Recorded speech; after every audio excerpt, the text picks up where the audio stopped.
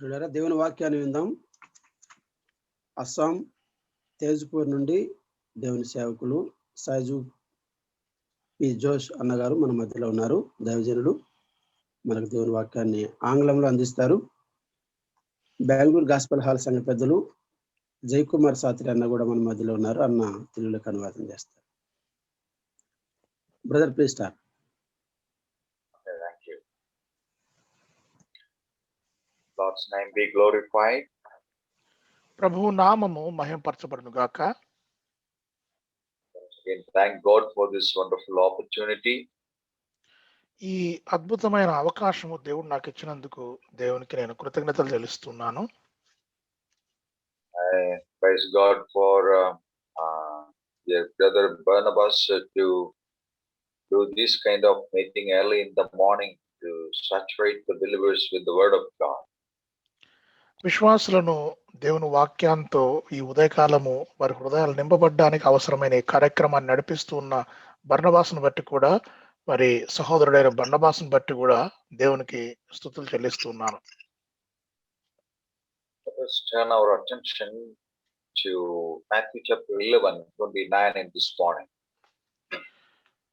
మన గమనమును ఈ ఉదయకాలంలో మత్తయి వ్రాసిన సువార్త 11వ అధ్యాయము 29వ వచనానికి మనం తిప్పుదామండి. Take my yoke upon you and learn from me, for I am gentle and humble in heart, and you will find rest for your souls. నేను సాత్వికుడును దీన మనస్సు గలవాడును గనుక మీ మీద నా కాడి ఎత్తుకొని నా యొద్ద నేర్చుకునడి, అప్పుడు మీ ప్రాణములకు విశ్రాంతి దొరుకును. Very well known verse for each and every one of us. మనందరికి కూడా బాగా పరిచయమైన వాక్య భాగం ఇది. The verse which is ahead of that means 28 is also known to all of us. 29వ వచనం మాత్రమే కాదు, 28వ వచనం కూడా మనందరికి బాగా తెలుసు. Come to me all who are weary and heavy laden, and I will give you rest. ప్రయాసపడి భారము మోసుకొనుచున్న సమస్త జనులారా నా యొద్దకు రండి, నేను మీకు విశ్రాంతి కలుగజేతును. That is speaking about the salvation of believers. విశ్వాసుల యొక్క రక్షణ గురించి మాట్లాడుతున్న వచనం అది. But when we come to 29, 29వ వచనానికి మనం వస్తే, it speaks of the spiritual growth of believers. విశ్వాసుల యొక్క ఆత్మీయ అభివృద్ధిని గురించి మాట్లాడే వచనం అది. So, in these two words, they're laying the spiritual birth and spiritual growth of believers. ఈ రెండు వచనాలలో కూడా ఒక వచనములో ఆత్మీయ జన్మ, రెండో వచనములో ఆత్మీయ ఎదుగుదల గురించి వ్రాయబడి ఉంది. Take my yoke upon you and learn from me. మీ మీద నా కాడి ఎత్తుకొని నా యొద్ద నేర్చుకొనుడి. And that is our portion to learn this morning. ఈ ఉదయకాలము మనము ధ్యానం చేయబోయే అంశం ఇదే. Take my yoke upon me. Who speaks of this? Who says this? మీ మీద నా కాడి ఎత్తుకొని, ఎవరు ఈ మాటలు చెప్తూ ఉన్నది? We know Jesus himself speaks out that. మన ప్రభువైన యేసుక్రీస్తు వారు తానే చెబుతూ ఉన్న మాటలు ఇవి. What is the yoke? కాడి అంటే ఏంటి? And how should we take that yoke upon us? ఆ కాడిని మన మీద ఎత్తుకోవడం ఎలా? Whose yoke is this? ఈ కాడి ఎవరిది? We know all the answers from that verse itself. This is the yoke of the Lord. ఈ ప్రశ్నలన్నిటికీ ఈ వచనంలోనే సమాధానాలు ఉన్నాయి. ఇది ప్రభువు కాడి.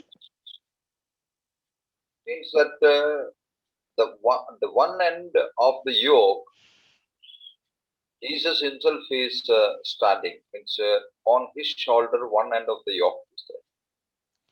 ఈ కాడి యొక్క ఒకవైపు ప్రభువైన యేసుక్రీస్తు వారే మోస్తూ ఉన్నారు. The other end is vacant and Jesus is inviting the believers who have come to him by faith or who have been saved, Jesus speaks to him, "Oh, you come and take this yoke upon you, my yoke." ఈ కాడి యొక్క ఒక వైపుకు ప్రభువైన యేసుక్రీస్తు వారు మోస్తున్నారు. రెండో వైపు మోయడానికి ఇదిగో విశ్వాసులను ఆయన ఆహ్వానిస్తున్నాడు.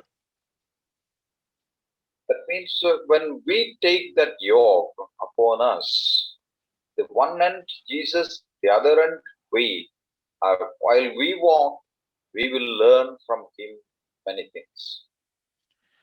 ఈ కాడిని మనం గమనించినట్లయితే ఒకవైపుకు ప్రభువైన యేసుక్రీస్తు వారు, ఇంకొక వైపుకు మనం కలిసి ప్రభువైన యేసుక్రీస్తు వారితో మనం ఈ కాడిని మోస్తా ఉంటే మనం ఎన్నో విషయాలు నేర్చుకునే వారంగా ఉన్నాం. You know what is the purpose of yoke? కాడి యొక్క ఉద్దేశ్యము తెలుసా మీకు? Once you have taken the yoke upon you, you will not be able to walk as you wish. ఒక్కసారి కాడిని మనం ఎత్తుకున్నట్లయితే మనము ఇష్టం వచ్చినట్టు నడవడానికి కుదరదు. The farmers who are using the yoke with the bullocks or bulls, they know how to be used. ఈ కాడిని ఎద్దుల మీద వేసి ఉపయోగించే రైతులకు ఈ కాడి ఒక్కసారి ఆ ఎద్దుల మీద పడితే వాటి ప్రవర్తన ఎట్లా ఉంటుంది, ఈ కాడిని ఎలాగను ఉపయోగించాలనేది బాగా తెలుసు. Slowly they will move it, and finally the land or the field will be prepared. మెల్లగా ఆ కాడితో ఆ పొలాన్ని దున్ని మరి ఆఖరుగా ఆ పొలాన్నంతటా కూడా సిద్ధం చేస్తారు విత్తనాలు వేయడానికి. A person will come with the seed to sow the seed in the prepared land or field. ఇలాగున దున్నబడిన పొలంలో విత్తులు విత్తడానికి ఒక వ్యక్తి విత్తులు తీసుకొని వస్తాడు. And after few months, the harvest will be okay, and a person will come with a sickle to harvest the fruit of that. కొంతకాలం అయిన తర్వాత పంట చేతికి వచ్చిన తర్వాత ఒక ఆయన మరి కొడవలి తీసుకొని ఆ పంటని కోయడానికి వస్తాడు. So ultimately, until and unless the yoke is being taken upon us, the land is not going to be prepared, and the seed is not going to be sown, and there will not be any harvest in the land. మనము కాడిని ఎత్తుకొని పొలాన్ని దున్నితేనే ఇదిగో ఆ పొలంలో విత్తడానికి సాధ్యమవుతుంది. ఆ విత్తబడిన విత్తనం ఫలవంతమయ్యి సారవంతమయ్యి కోతకు కూడా వస్తుంది. There are many Lord's servants, they are taking their own yoke and going here and there and then preparing the land. There is no use of that. But Jesus says, "You take my yoke upon you and you walk with me." చాలా మంది సేవకులు వారి స్వంత కాడిని ఎత్తుకొని పొలాన్ని దున్నడానికి ప్రయత్నిస్తున్నారు. దానివల్ల ఏం లాభం లేదు. ప్రభు అంటున్నారు, నా కాడిని మీ మీద ఎత్తుకొని అని అంటున్నాడు. And when we take this yoke upon us, we will step our steps according to the steps of Jesus Christ, or we will walk together with. ప్రభు అయిన యేసుక్రీస్తు వారి కాడిని మనం ఎత్తుకున్నట్లయితే మన అడుగులు అన్నీ కూడా ప్రభు అయిన యేసుక్రీస్తు వారితో పాటుగా ఆయన వేసే దిశలో ఆయనతో కలిసి మనం వేస్తాం. And so the evangelism or the gospel work is laying on the basis of this particular verse, "Take my yoke upon you and learn." సువార్థికులు వారు చేసే సువార్త యొక్క పునాది ఈ వచనం మీద ఉండాలి. So while we go along with him with that simple yoke, what are the things we can learn from the Lord? మనము ఆ కాడిని మన మీద వేసుకొని ప్రభుతో పాటు ప్రయాణం చేస్తూ ఉంటే ఏమేమి మనము నేర్చుకోగలం? We can learn many things from Jesus Christ. ప్రభువైన యేసుక్రీస్తు వారి వద్ద నుండి చాలా విషయాలు మనం నేర్చుకోవచ్చు. We will see few things about this point. Means what are the things we can learn from the Lord Jesus Christ? ప్రభువైన యేసుక్రీస్తు వారి యొద్ద నుండి ఏ ఏ విషయాలను మనం నేర్చుకోగలమో ఆ విషయాన్ని కొంచెం చూద్దాం. First of all, we will learn to speak the way Jesus spoke. మొట్టమొదటిగా ప్రభువైన యేసుక్రీస్తు వారు ఏ విధంగా అయితే మాట్లాడారో అదే విధంగా మాట్లాడడానికి మనం నేర్చుకుంటాం. It's not, I'm not talking about preaching. నేను వాక్య పరిచర్యను గురించి లేదా బోధన గురించి మాట్లాడడం లేదు. Also can be included, but we have to speak as Jesus spoke, that we will learn from him while we are taking his yoke upon us and going along with him. ఒకవేళ వాక్య పరిచర్య లేదా బోధన కూడా కలిపి చెప్పుకోవచ్చు గాని ముఖ్యంగా ప్రభువైన యేసుక్రీస్తు వారు మరి ప్రజలతో సంభాషించిన తీరు, ఇతరులతో ఆయన తన మాటలను వ్యక్తపరిచిన తీరు, ఎలాగ ఆయన మాట్లాడాడో అది మనం నేర్చుకోవాలి. We know for sure, while Jesus was doing his public ministry, he spoke so harsh, and the Jewish rabbis and leaders, especially Pharisees, they didn't like the speech of Jesus Christ. ప్రభువైన యేసుక్రీస్తు వారు మరి ఈ లోకంలో మరి పరిసయ్యులతో మరి బోధకులతో వారందరితో మాట్లాడినప్పుడు కొంచెం కఠినంగా మాట్లాడినట్టు మనకు కనబడుతుంది. ఆయన కఠినంగా మాట్లాడుతూ ఉంటే మరి వారికి అందరికీ కూడా చాలా బాధ అయ్యింది. అంతగా వారు ప్రభువైన యేసుక్రీస్తు వారిని ఇష్టపడలేదు. Especially in Matthew 23 and all. When we go to Matthew 23, we will see there how Jesus was speaking with the scribes and Pharisees there. మరి ముఖ్యంగా మత్తయి సువార్త 23వ అధ్యాయంలో మనం ఈ విషయాన్ని చూడగలము. శాస్త్రులతోనూ పరిసయ్యులతోనూ ఎలాగో ఆయన మాట్లాడాడో అక్కడ మనకు కనబడుతుంది. Matthew, in the book of Matthew, Jesus is speaking 29 times to Pharisees, and Jesus is not even using single time and appreciating them, but all the time condemning them. 29 సార్లు మరి పరిసయ్యులతో మత్తయి సువార్తలో ప్రభువైన యేసుక్రీస్తు వారు మాట్లాడినట్లు మనం చూస్తాం. ఈ 29 సార్లలో ఒక్కసారి కూడా వారిని మెచ్చుకుంటూ గాని లేకపోతే వారిని ఒక రకంగా మంచిగా మాట్లాడటం కానీ మనము చూడం. ప్రతిసారి కూడా వారిని గద్దించినట్లు, వారిని మరి కొంచెం చెడుగా మాట్లాడినట్లే మనకు కనబడుతుంది. Speaks always, woe unto you, scribes and Pharisees, woe unto you, hypocrites, you shut off the kingdom of heaven. These kinds of words Jesus Christ was using. అయ్యో వేషధారులైన శాస్త్రులారా, పరిసయ్యులారా, మీరు మనుషుల ఎదుట పరలోక రాజ్యమును మూయుదురు, మీరు అందులో ప్రవేశింపరు, వారిని ప్రవేశింపరు అని అంటూ ఒక విధంగా చాలా కఠినంగా మాట్లాడాడు. Jesus spoke to them, you are hypocrites.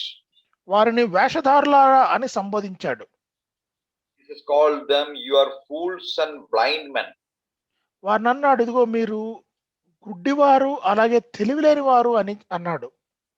23:16, woe unto you, blind guides. అందులైన మార్గదర్శకులారా అని సంబోధించాడు. Again 23, you are hypocrites, neglected. వేషధారులైన శాస్త్రులారా, పరిసయ్యులారా, మరి మీరు అసలు విడిచిపెట్టబడిన వారు అని చెప్పాడు. These words we don't like to hear. ఈ పదజాలము సామాన్యంగా మనం వినడానికి ఇష్టపడం. Why Jesus spoke these so harsh words to the people, those who were highly profiled spiritually among Jews? యూదుల మధ్య ఎంతో ఉన్నతమైన స్థానంలో, అది కూడా ఆత్మీయంగా ధర్మశాస్త్ర సంబంధంగా ఉన్నతమైన స్థానంలో ఉన్న వారిని ప్రభువైన యేసుక్రీస్తు వారు ఈ రకంగా ఎందుకు మాట్లాడాడు? Knowing for sure that Jesus never spoke even a single harsh word against a sinner or the tax collectors. పాపులతో గాని లేదా సుంకపు గుత్తదారులతో గాని ఎన్నడూ కూడా ఈలాగున కఠినంగా మాట్లాడినట్లు లేదు.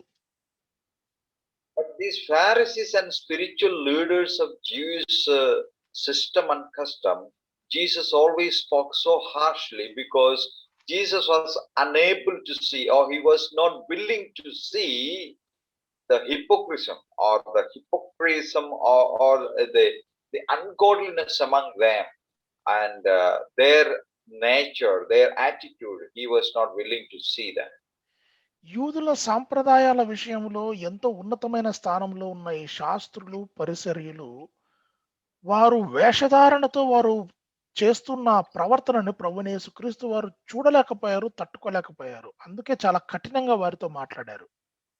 Today, as we take his yoke upon us and learn from him, we have to learn first of all the way he spoke, how to speak the way he spoke. ప్రభువైన యేసుక్రీస్తు వారి కాడిని మన మీద ఎత్తుకొని మనం మోసుకుంటూ నేర్చుకుంటూ ఉన్నప్పుడు మొట్టమొదటిగా ప్రభువైన యేసుక్రీస్తు వారు ఇతరులతో ఏ రకంగా సంభాషించాడు అనే దాన్ని మనం నేర్చుకోవాలి. Many people don't speak as they ought to speak. చాలా మంది వారు మాట్లాడవలసిన విధంగా వారు మాట్లాడరు. They always try to please other people by their speech. ఇతరులను ఆకట్టుకునే విధంగా, ఇతరులను సంతోషింపజేసే విధంగానే వారి మాటలు ఉంటాయి. Usually believers or pastors, evangelists, they always speak to the other people or the other believers, and in that way that they may be also pleased. పాస్టర్లు, సేవకులు, సంఘ పెద్దలు చాలా సార్లు ఇతరులతో మాట్లాడుతూ ఉన్నప్పుడు వారిని ఆకట్టుకోవడానికి, వారిని సంతోషింపజేయడానికి మాట్లాడినట్లే ఉంటుంది.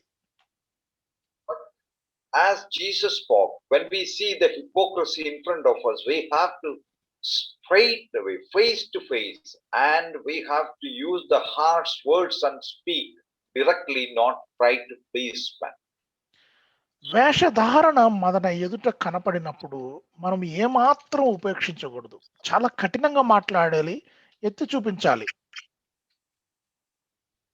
In the Old Testament times, also some priests and scribes and some people, some even the prophets, they tried to please their own people when they got some money and there's some supports and help, and they never tried to speak or propagate the message that God had given to their heart, but instead of that they tried to please other kings and many other people. And so God was strictly warning them in the book of Isaiah for that. యెషయా పుస్తకములో మనం గమనించినట్లయితే ప్రవక్తలు దేవుని మాట ఉన్నది ఉన్నట్టుగా మరి ప్రజలకు ప్రకటించలేకపోయారు. ఎందుకు ప్రకటించలేకపోయారు? వారి యొద్ద నుండి మరి కొన్ని బహుమతులు, కొంత ద్రవ్యము ఏదో వారికి అవసరమైంది వారికి ముట్టింది కాబట్టి. Jesus, God was speaking in Isaiah chapter 56 verse 10. He speaks like this. His watchmen యెషయా are yeah brother continue. Isaiah 56:10. యెషయా 56వ అధ్యాయం 10వ వచనంలో మనము చదివినట్లయితే వారి కాపరులు గ్రుడ్డివారు, వారందరూ తెలివిలేని వారు, వారందరూ మూగ కుక్కలు మొరగలేరు, కలవరించుచు పండుకొని వారు నిద్రాసక్తులు. It is written, all of them are mute dogs, unable to bark. వారందరూ మూగ కుక్కలు మొరగలేరు. What a sad situation is this. ఇది ఎంత విచారకరమైన పరిస్థితి అండి ఇది. It's dog ought to bark, or it must bark. కుక్క అనేది మొరగాలి. Why this dog is unable to bark? ఈ కుక్క ఎందుకు మొరగలేకపోతోంది?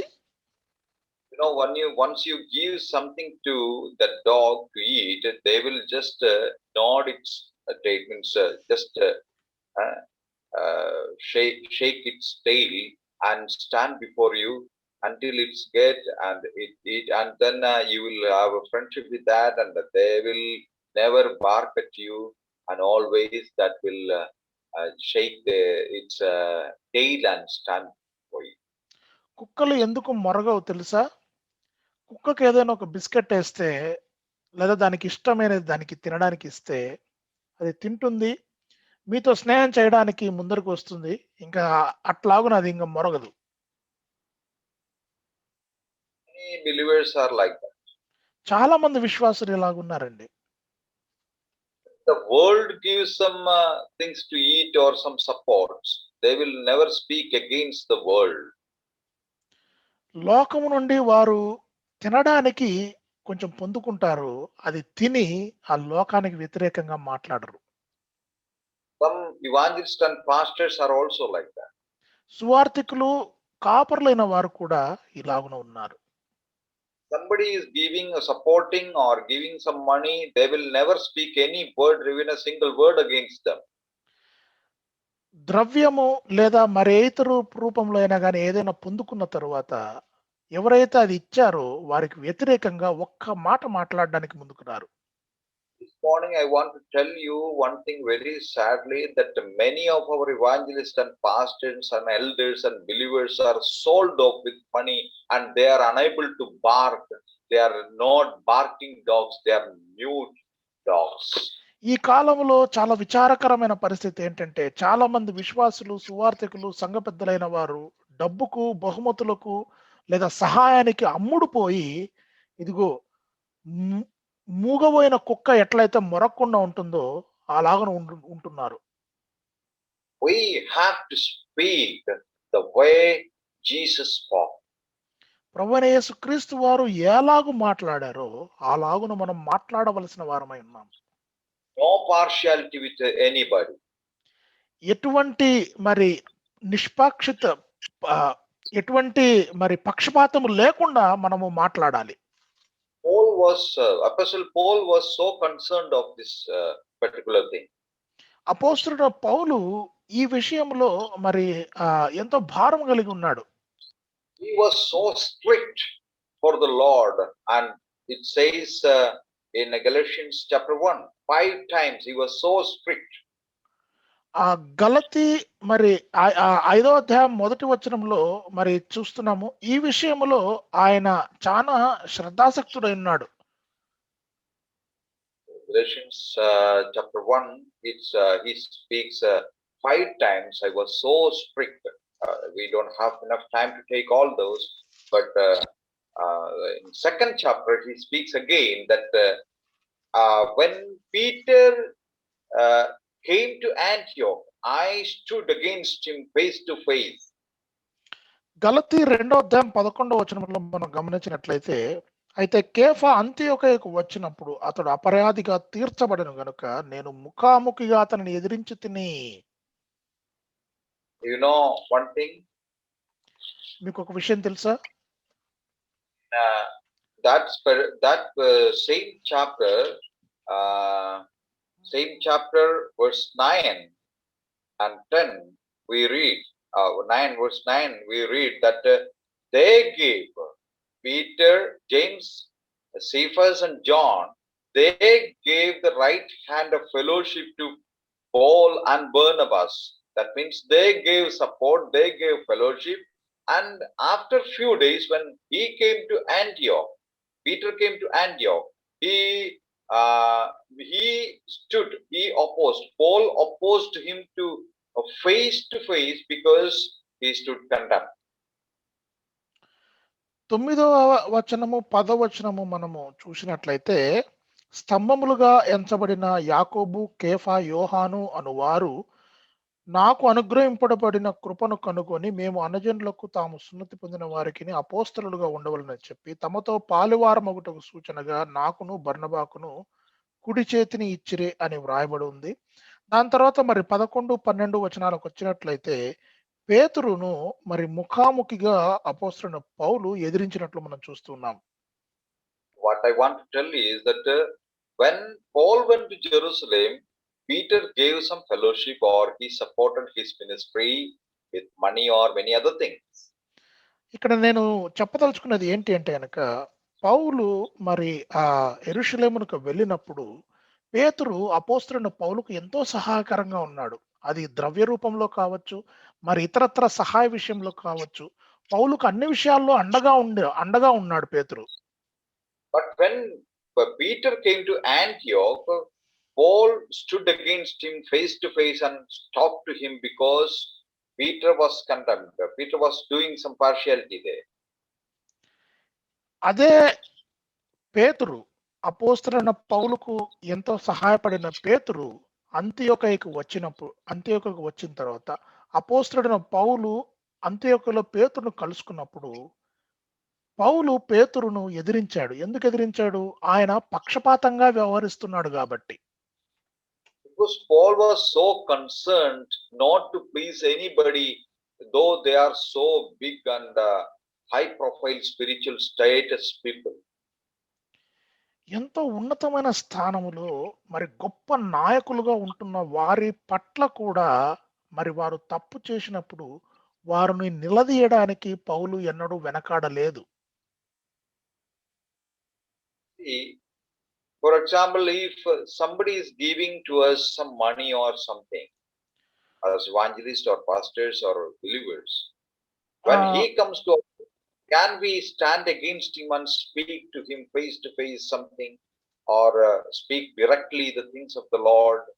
No, we will never try to do that. That is the common phenomenon among believers. ఎవరైనా కానీ ఒక ఉన్నతమైన వ్యక్తి లేదా ఒక పెద్ద నాయకుని వద్ద నుండి మనము సహాయాన్ని పొందుకున్న తరువాత తిరిగి ఆ నాయకునికి వ్యతిరేకంగా మాట్లాడడానికి మనము ముందరకు వస్తామా? సామాన్యంగా ఏ మనిషి అయినా కూడా ఆ పని చేయడు. But Paul did that. కానీ పౌలు అది చేశాడు. Jesus did that. ప్రభువైన యేసుక్రీస్తు వారు చేశారు. So while we take his yoke upon us and walk along with him and learn from Jesus Christ, first of all, we have to learn the way he spoke to the people, though it is spiritual hi-fi people, but still we have to. He spoke so harshly because he saw some hypocrisy among them. That same way we have to approach. ప్రభువైన యేసుక్రీస్తు వారి కాడిని మన మీద వేసుకొని మనం నడుస్తున్నామంటే మనం ఆయన ఎలాగూ నడుచుకుంటున్నాడో, ఆయన ఎలాగూ సంభాషించాడో ఈ లోకంలో అవన్నీ కూడా మనం నేర్చుకోవలసిన వారమై ఉన్నాం. Paul speaks in Galatians chapter 1. He says, even if I am pleasing men, I'll not be able to serve God. నేను మనుషులను సంతోషపెట్టేవాడనైతే నేను దేవుని సంతోషపెట్టలేను లేదా దేవునికి సేవ చేయలేనని అపోస్తలుడైన పౌలు గలతీయులకు రాయబడిన పత్రిక మొదటి అధ్యాయంలో ప్రస్తావిస్తాడు. First of all, what we can learn from the Lord Jesus Christ is learn to speak the way he spoke. ప్రభువైన యేసుక్రీస్తు వారి యొద్ద నుండి మొట్టమొదటిగా మనం నేర్చుకోవాల్సిన విషయం ప్రభువైన యేసుక్రీస్తు వారు ఎట్లా మాట్లాడారు, ఎట్లా సంభాషించాడు. Let us not be mute dogs, but let us be barking dogs for God. మూగబోయిన కుక్కం వలె మనం ఉండకూడదు, మురిగే కుక్కలంగా మనం ఉండాలి. Secondly, what we can learn from the Lord Jesus Christ while taking his yoke upon us and walking along with him is learn to see the way he saw. ప్రభువైన యేసుక్రీస్తు వారిని గురించి లేదా వారి వద్ద నుండి మనం ఇంకా ఏమి నేర్చుకోవాలంటే ప్రభువైన యేసుక్రీస్తు వారు ఆయన ఎట్లాగూ అందరినీ చూశాడు అలాగున మనము చూడడానికి నేర్చుకోవాలి. There are many verses in New Testament and the public ministry of Jesus Christ. He saw many things. ప్రభువైన యేసుక్రీస్తు వారు ఆయన చేసిన పరిచర్యలోను కొత్త నిబంధనలోను మరి ఎన్నో విషయాలు ఉన్నాయి ఆయన చూచిన విషయాలు. You know that Jesus saw the field, white field. ప్రభువైన యేసుక్రీస్తు వారు మరి పొలాన్ని చూశాడు. This saw the spiritual condition of the people. ప్రజల యొక్క ఆత్మీయ స్థితిని చూశాడు. This saw the physical poverty of the people and the physical inability or illness, ailments of the people. భౌతికంగా బీదలైన వారిని చూశాడు. భౌతికంగా అనారోగ్యమైన పరిస్థితులలో ఉన్న వారిని చూశాడు. And Jesus saw the poor people, those who were willing to hear the word of God. బీదలైన వారు దేవుని వాక్యం వినడానికి ఇష్టపడిన వారిని చూశాడు. Jesus saw the people, those who are wandering away from the Lord, just like a sheep without shepherd. కాపర్లేని గొర్రెలు ఎలాగైతే తప్పిపోయి తిరుగుతున్నాయో అటువంటి గొర్రెలను చూశాడు. Jesus saw the spiritual, mental, physical needs, spiritual needs of all the people in those communities there. ఆ కాలంలో ప్రజల యొక్క మానసిక, భౌతిక, ఆత్మీయ అవసరములను ప్రభువైన యేసుక్రీస్తు వారు చూసి కనుగొన్నాడు. When we come to Matthew 13, Mark 12, mark సువార్త 12వ అధ్యాయానికి మనం వచ్చినట్లయితే and verse 41 onwards, we see one thing what Jesus sees there. Mark సువార్త 12వ అధ్యాయానికి మనం వచ్చినట్లయితే ప్రభువైన యేసుక్రీస్తు వారు ఏమి చూస్తున్నాడో గమనిద్దాం.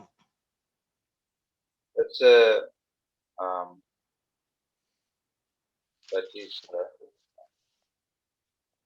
I will just check.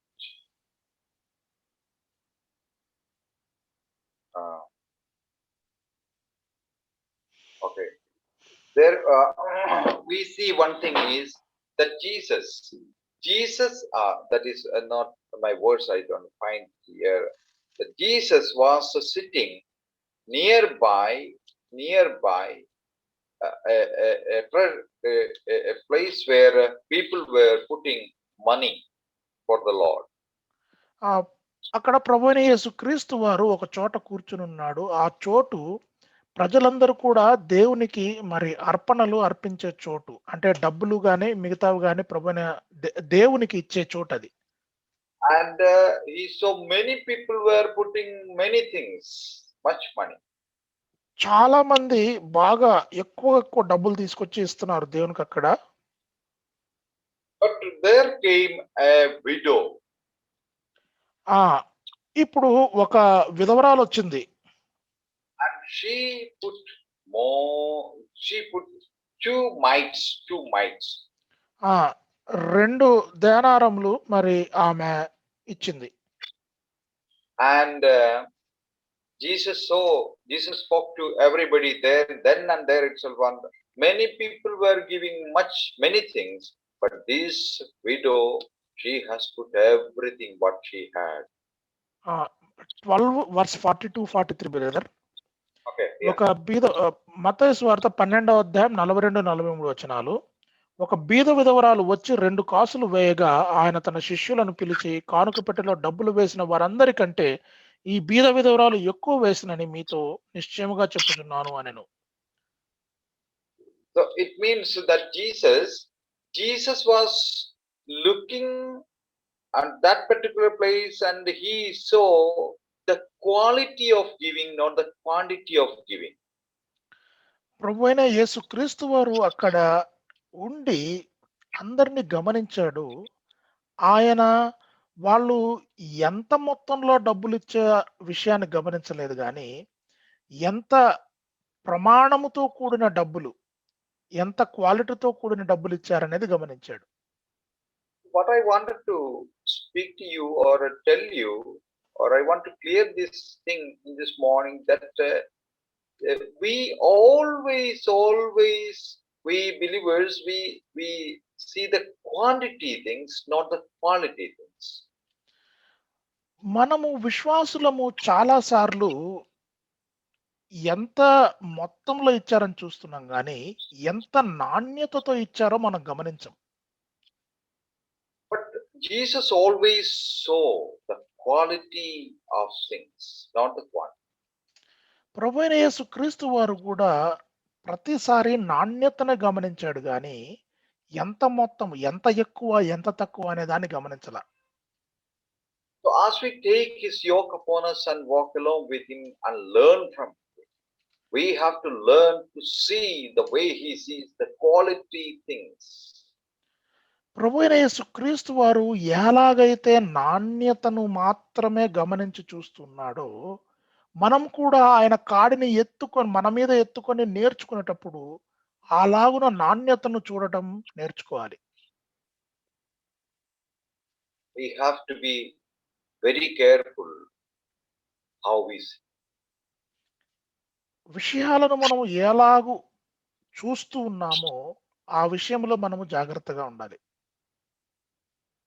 There are many things we have to learn from the Lord Jesus Christ, and we don't have enough time to speak all these things.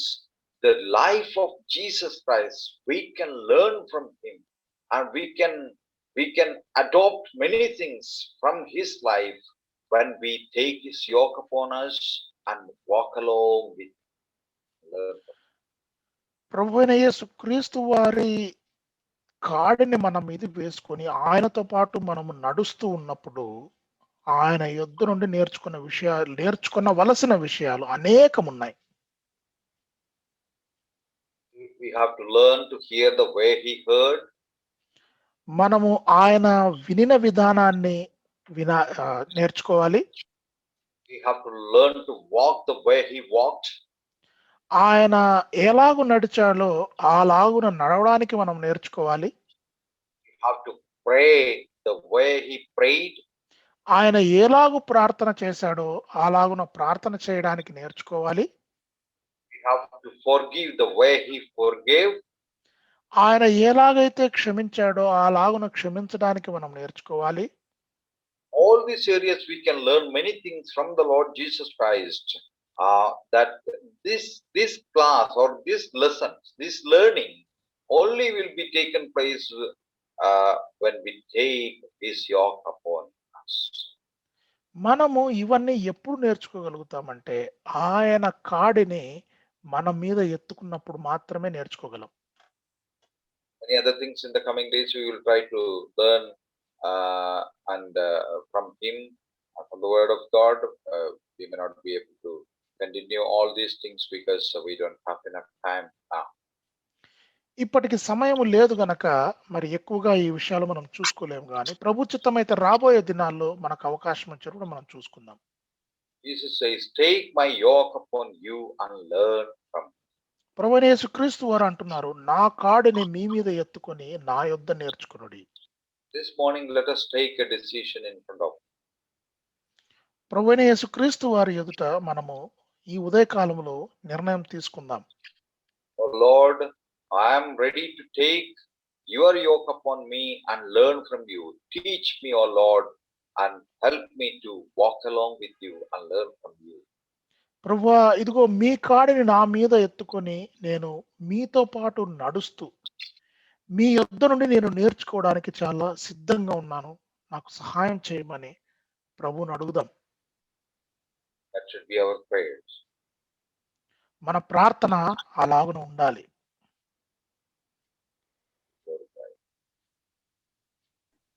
దేవుడు ఈ వాక్యమును దీవించి మనకు ఇచ్చునుగాక.